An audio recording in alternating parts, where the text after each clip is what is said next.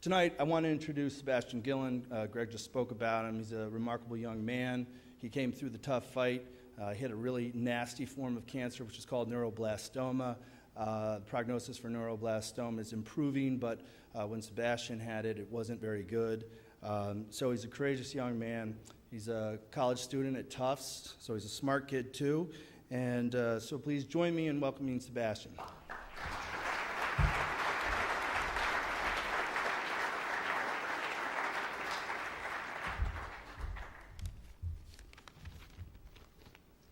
Thanks, John.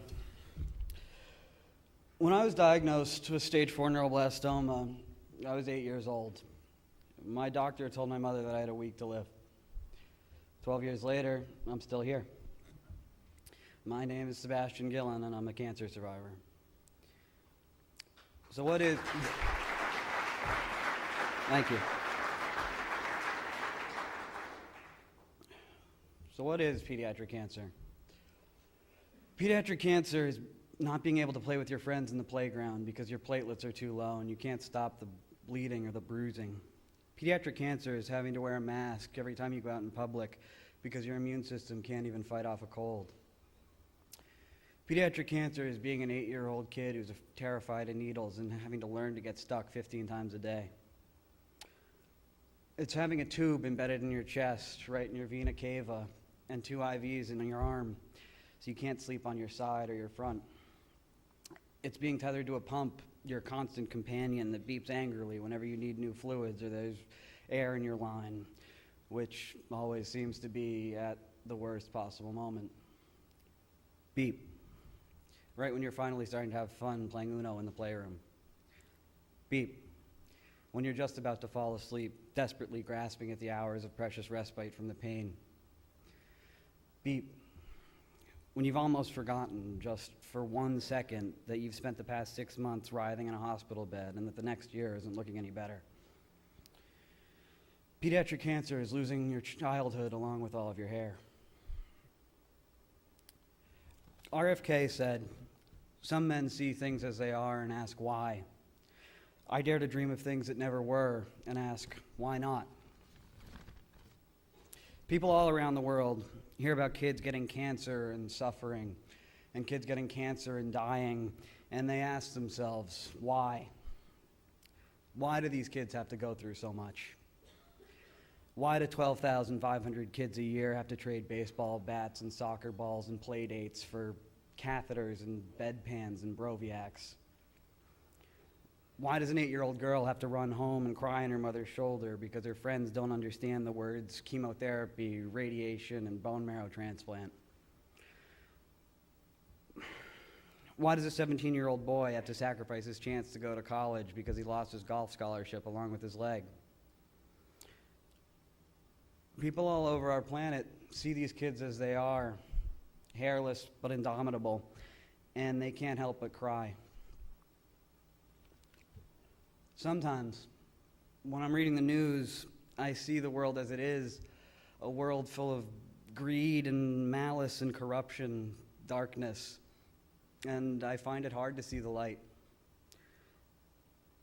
But then I see these children fighting their hearts out, never blinking in the face of the blinding blackness of their deadly private wars. I see these children and I remember how to dream.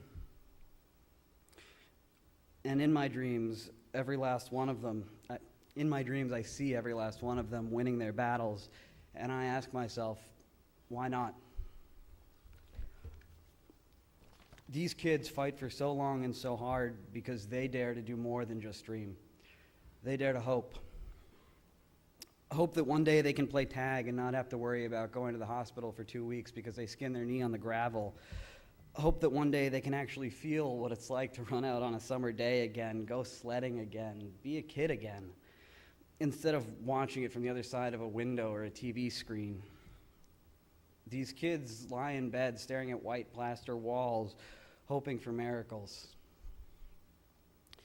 We all know that there's no reason why not. No reason why those miracles can't be real. In honor of all of those who have fought and fallen in support of those who continue to fight and to spare those whose fight has not yet begun. We can beat these diseases. When I look out at this room, I see a room full of professional golfers, led by the well-known and much-respected Greg Norman. I see a room full of people who have had the opportunity to grow up and live out a dream. Why not give kids with cancer the same chance? Only research cures childhood cancer. I'm living proof of that. But together, we will reach the day when kids just like me do get to grow up and our dreams can become a reality. Together, we can cure childhood cancer. Thank you.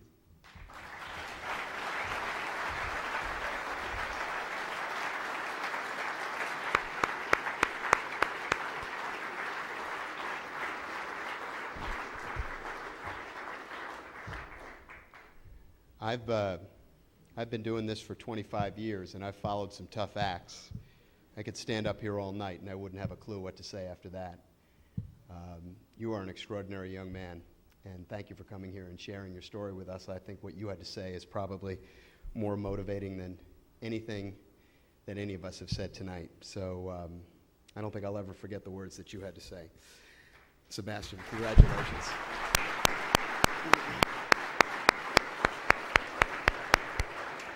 Just one final piece of business, and I want you to keep Sebastian in mind as I tell you this. This is a pin flag, and there are 30 of them, autographed by all of the players in the field. There are cards on your tables, and we ask that you make a contribution. You've already made a hearty contribution to this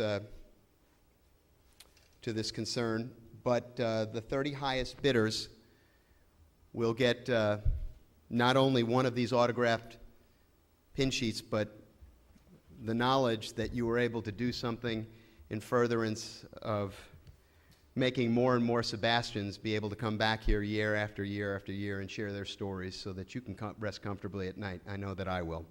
Anyway, thank you all for coming. I ask you to give generously. And, I don't know about you, but I thought I was just coming to a golf tournament. I feel an awful lot better now. So congratulations and good night.